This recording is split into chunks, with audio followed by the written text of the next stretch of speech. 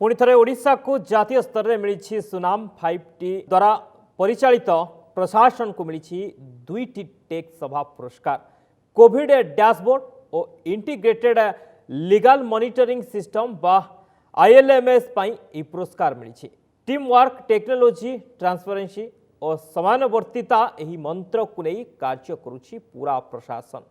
विभिन्न विभाग रे फैसला अपेक्षा रे थिबा मामला गुड़ी को त्वरान्वित करने को 12टी विभाग ILMS व्यवस्था कार्यकारी करा जाउछि। विद्यालय और गणशिक्षा विभाग प्रथमे एही व्यवस्था कार्यकारी करितला। विद्यालय और गणशिक्षा विभाग रे दैनिक 10टी हार रे वार्षिक हाराहारी 3000 मामला रुजु होछि।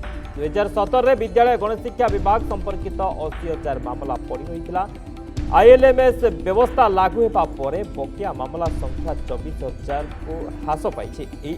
ऑनलाइन व्यवस्था राज्यर विभिन्न विभाग रे फैसला होई न पारी पड़ी रही मामलार स्थिति सबु मामलार परिचालन रे स्वच्छता एवं आंतविभागीय समन्वय रक्षा सहज होउछि।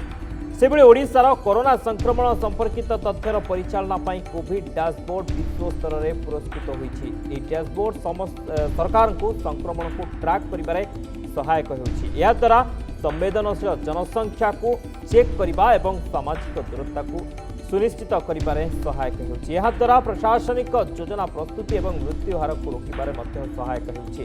ए डैशबोर्ड विश्व स्तर में विशेषज्ञ मानकु रिसर्च रे सहायक होउछि। राज्य रे वैषयिक अभिवृद्धि रे इलेक्ट्रोनिक्स और IT विभाग बे सफलतार सह विभिन्न टेक्नोलोजी व्यवहार करुछि।